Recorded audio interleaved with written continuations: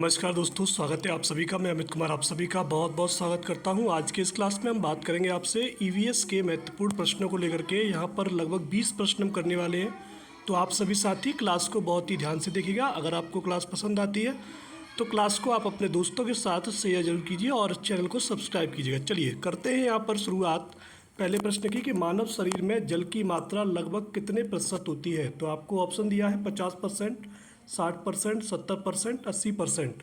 तो इसका सही जवाब होता है 70%। क्या होती है बेटा? 70% आपका यहाँ पर सही जवाब हो जाएगा कि मानव शरीर में जो जल की मात्रा होती है वो 70% होती है। चलते हैं अगले प्रश्न की ओर। अगला प्रश्न आप सभी के लिए आगे की ओर बढ़ेंगे।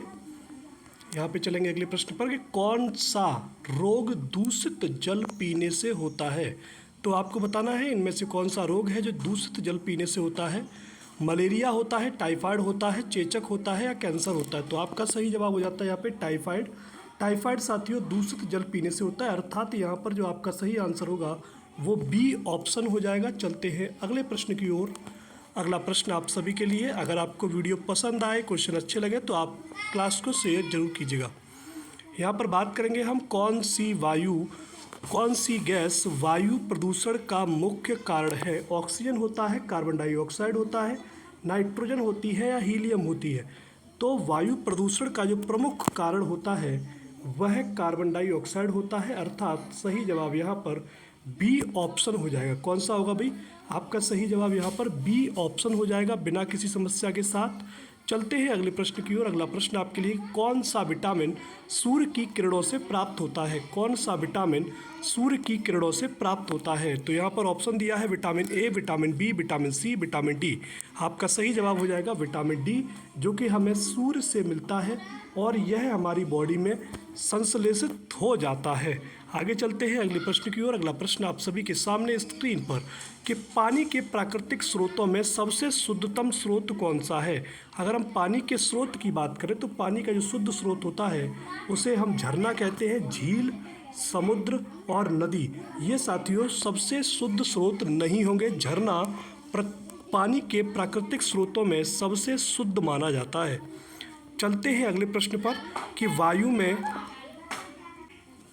वायु में सबसे अधिक मात्रा में कौन सी गैस पाई जाती है। जब वायु के अंदर मात्रा की बात आती है तो ऑक्सीजन साथियों आप जानते हो लगभग कितनी पाई जाती है, 21% के आसपास। वहीं पे अगर हम नाइट्रोजन की बात करें यह लगभग 78% के आसपास पाई जाती है।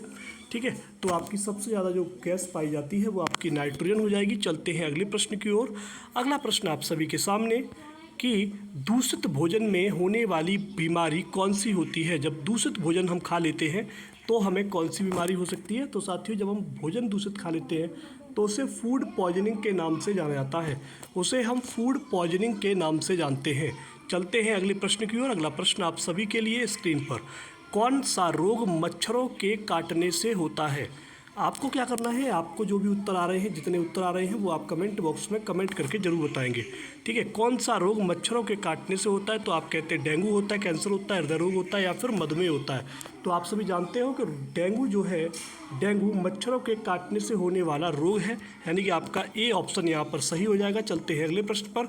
कौन सा रोग प्रोटीन की कमी से होता है। जब हम साथियों प्रोटीन कम से कम खाते हैं उस समय पर कौन सा रोग देखने को मिलता है। यहाँ पे यदि हम बात करते हैं प्रोटीन की कमी से होने वाले रोग की, तो प्रोटीन की कमी से क्वार्सी-ओरकर जो रोग है वह होता है। रिकेट्स या स्कर्वी की बात करें तो ये अलग अलग प्रोटीन की कमी से होने वाले रोग हैं। चलते हैं अगले प्रश्न की ओर। अगला प्रश्न आप सभी के सामने स्क्रीन पर। अगला प्रश्न है शुद्ध पानी का पीएच मान कितना होता है। 5 होता है, 6 होता है, 7 होता है, 8 होता है। तो इसका सही जवाब हो जाता है 7, कि शुद्ध पानी का जो पीएच मान होता है वो 7 होता है। चलते हैं अगले प्रश्न की ओर। अगला प्रश्न आप सभी के लिए कि दूषित वायु से होने वाला रोग कौन सा है।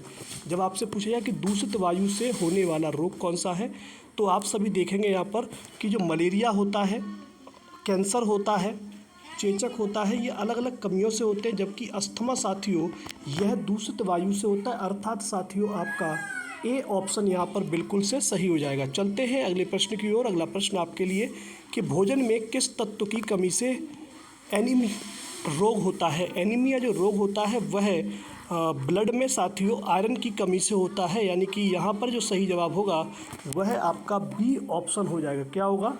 बी ऑप्शन आपका यहाँ पर सही हो जाएगा। कैल्शियम की कमी से साथियों क्या होता है कि हमारी जो हड्डियाँ होती हैं वो कमज़ोर हो जाती हैं। चलते हैं अगले प्रश्न पर। कहा गया कौन सा रोग दूषित वायु के कारण फैलता है? दूषित वायु से फैलने वाला रोग कौन सा होता है, आपको यह बताना है। अभी आपने देखा था मेरे साथ कि दूषित वायु से जो होने वाला मुख्य रोग था, मैंने उस पर चर्चा की थी कि वह आपका अस्थमा हो जाता है। लेकिन यहाँ पर पूछा है कि दूषित वायु से होने वाला रोग कौन सा है? तपेदिक होगा, मलेरिया होगा, डायरिया होगा या पोलियो होगा। यहाँ पे यदि हम बात करते हैं कौन सा रोग दूषित वायु के कारण होता है, तो वह साथियों टीबी होता है, जो कि दूषित वायु के कारण हमें देखने को मिल जाता है। वहीं पे चलते हैं अगले प्रश्न की ओर। अगला प्रश्न आप सभी के लिए कि निम्नलिखित में से कौन सा भोजन विटामिन सी का मुख्य स्रोत है? जो भी खट्टे फल होते हैं, खट्टे फल साथियों वह विटामिन सी के बेहतरीन स्रोत के तौर पर जाने जाते हैं, माने जाते हैं, यानी कि यहाँ पर सही जवाब सी ऑप्शन हो जाएगा। चलते हैं अगले प्रश्न पर कि जल की कमी से होने वाला रोग कौन सा है? तो जल की कमी से साथियों कौन सा रोग हो सकता है? आप जानते हो जल की कमी से होने वाला रोग डिहाइड्रेशन होता है, जिसमें बॉडी के अंदर पानी की कमी हो जाती है। वहीं पे चलते हैं अगले प्रश्न पर कि वायु में प्रदूषण मापने के लिए किस यंत्र का प्रयोग किया जाता है?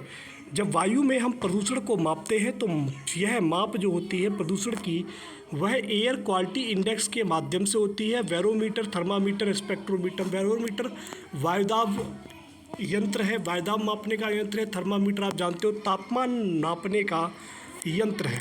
चलते हैं अगले प्रश्न पर कि कौन सा खाद्य पदार्थ हड्डियों के लिए अच्छा होता है? तो इनमें से कौन सा खाद्य पदार्थ ऐसा है जो हड्डियों के लिए अच्छा होता है, जिसमें कैल्शियम की मात्रा भरपूर हो? वह साथियों दूध नज़र आता है, जो कि हड्डियों के लिए बहुत ही ज़्यादा अच्छा माना जाता है। चलते हैं फिर से अगले प्रश्न पर।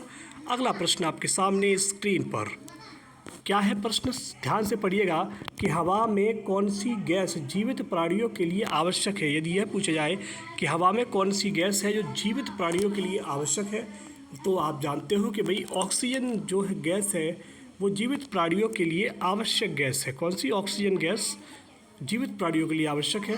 कौन सा भोजन प्रोटीन का अच्छा स्रोत है? आपको बताना है कि इनमें से कौन सा भोजन ऐसा है जो प्रोटीन का अच्छा स्रोत है। तो आप देख सकते हैं दाल साथियों प्रोटीन का भरपूर मात्रा में जिसके अंदर होती है। साथ ही साथ आप प्रोटीन के अच्छे स्रोत के तौर पर सोयाबीन के दाने जो होते हैं, सोयाबीन चंक्स होते हैं, उनको भी लेकर के खा सकते हो, वह भी प्रोटीन के अच्छे स्रोत हैं। अंतिम प्रश्न आज की क्लास का अंतिम प्रश्न है कि दूषित जल से कौन सी बीमारी नहीं फैलती है? तो दूषित जल से जो बीमारी नहीं फैलती है वह साथियों मलेरिया है, क्योंकि मलेरिया, ठीक है, कौन सी है? मलेरिया साथियों दूषित जल से नहीं फैलती, जबकि हैजा हो गया, टाइफाइड हो गया, पीलिया हो गया, यह दूषित जल से ही फैलती है। अगर आपको क्लास पसंद आया हो तो क्लास को शेयर कीजिएगा। यह क्लास शाम को 5 बजे आपको रेगुलर रूप से मिलेगी, जब तक आपका यूटेट नहीं हो जाता, यानी कि उत्तराखंड टेट नहीं हो जाता, तब तक आप आसानी से इस क्लास को कंप्लीट कर सकते हैं।